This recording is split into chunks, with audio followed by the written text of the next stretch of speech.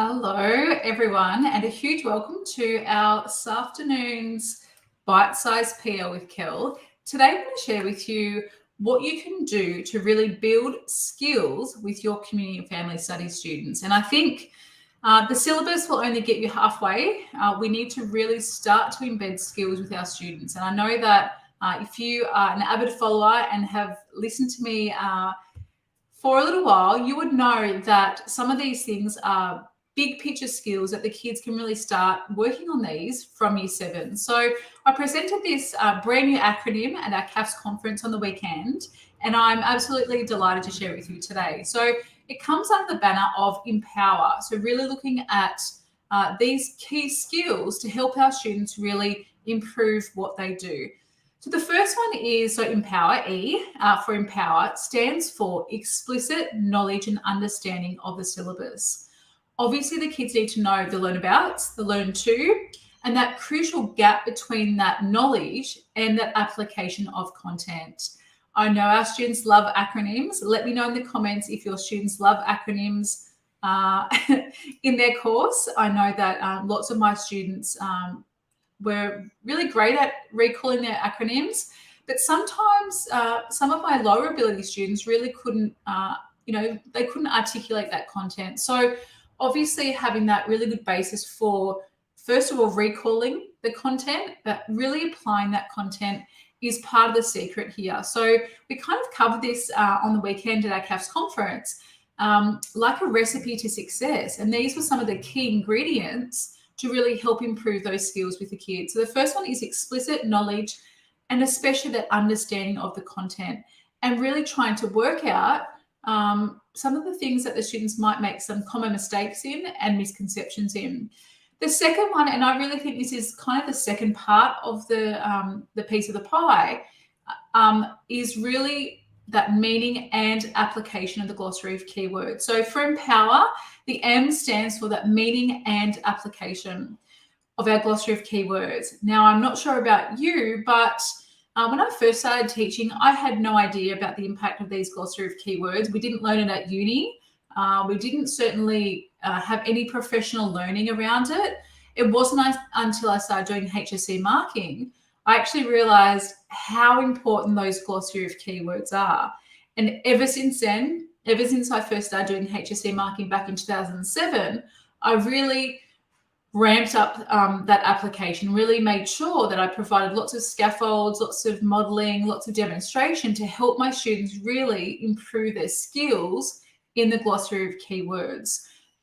There is a really crucial, distance between the kids just knowing the glossary of keywords and applying them. So what we can do to really help them is scaffolding those, really giving them some sort of structure around the glossary of keywords.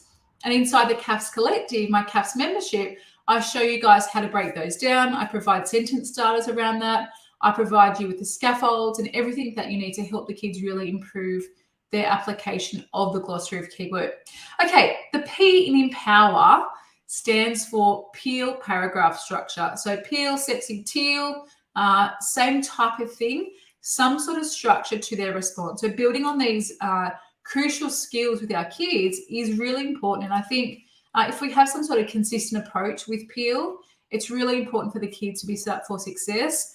I mean, even in primary school, if you can work with your feeder primary schools to help build on those skills, you're going to set your kids up for success. You're going to have those really good building blocks from the beginning. So they actually know how to paragraph. They know how to structure, their sentences to maximize that application of content and to show the marker what they really know. So really making sure they have a good, clear Peel paragraph structure. And again, building on that with the kids, having that, modeling it for them, demonstrating it, and providing them with lots of scaffolds and templates to help really build on that. Okay, so the next one is a really important skill that the kids really need to build on, even from year 11, is having that really good structure in their option. If you followed me for a little while or you've listened to the PDHPE CAFS podcast, you would know that I talk about the option being the game changer, and the option is the game changer. Our results still across New South Wales are significantly lower than what they need to be.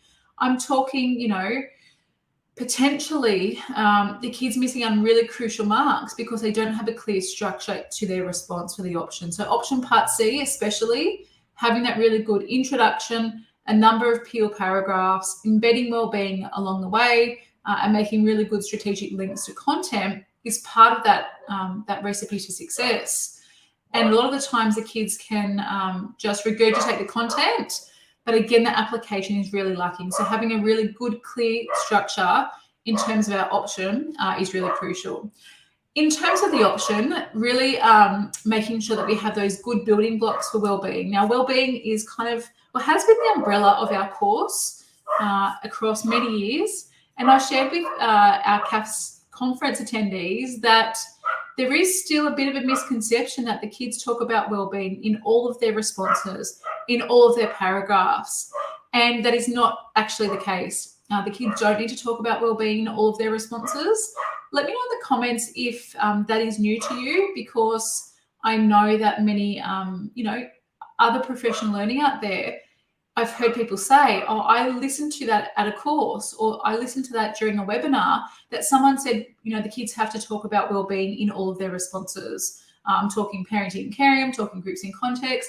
Now, that is completely not the case. They just need to talk about it if it's mentioned in the question, and in the option part C. And we're going to talk about that throughout the week, about how crucial that step is, that skill is, to help the kids really maximize their marks in community and family studies. Alrighty, next one is examples. Now, we can really foster this from year 7. We can get the kids to show us through their examples that they know the content. It's where that application lies. And I think for too long, the kids forget to apply their knowledge.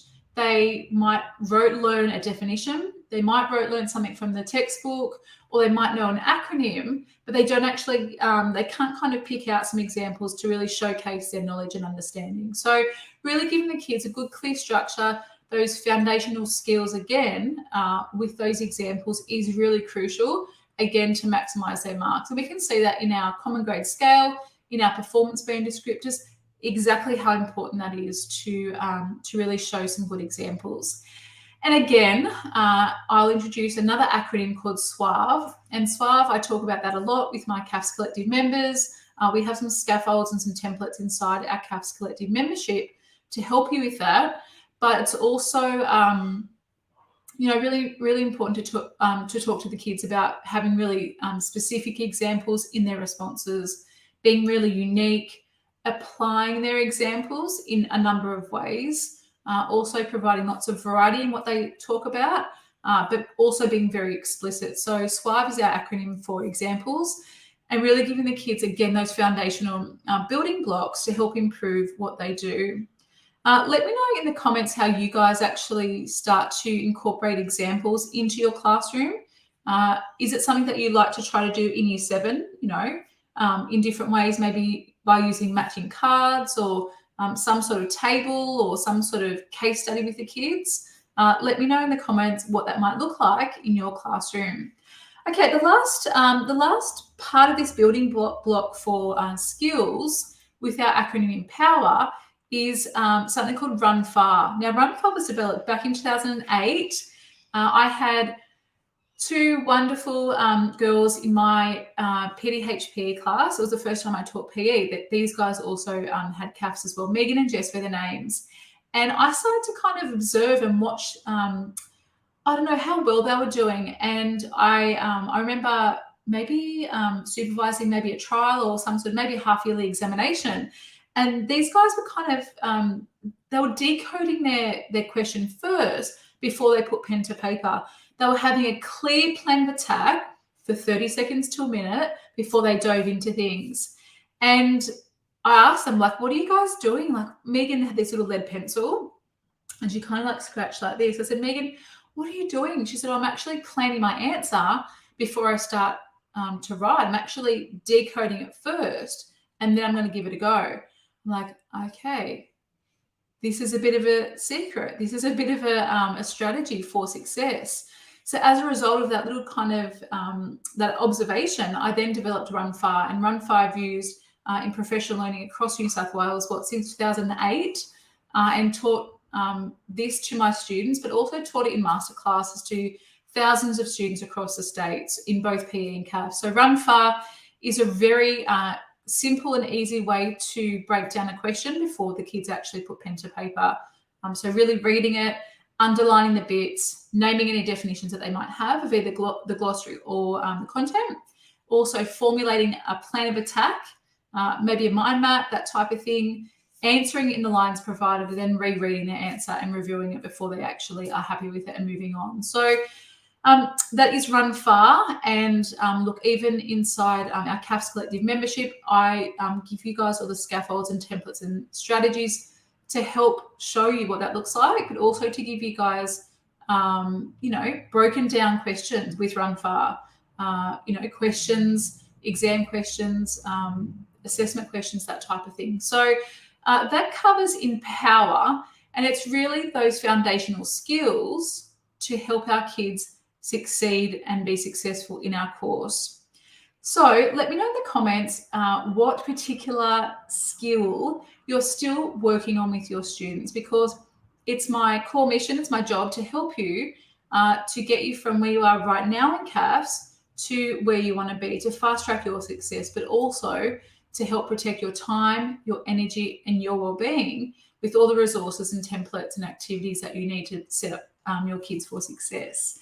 So you've seen that launch. Rego is open for the CAFS Collective, my Community and Family Studies membership. And we have, I think, over about 85 CAFS teachers currently who are inside our membership. And we are super excited to welcome you. We have a couple of new members that I'll introduce in a moment. But if you have any questions about the CAFS Collective, what's involved, please let us know. Tonight, I'm also hosting a free boot camp and the next 3 days of boot camp. So if you'd like to also be part of that, you can see what it's like to work with me one-on-one inside the CAFS Collective, my membership. Head over to theloannet.com/bootcamp to register. But if you have any questions about the membership or anything to do with CAFS, please don't hesitate to reach out. Thanks so much, and I'll talk to you guys tomorrow.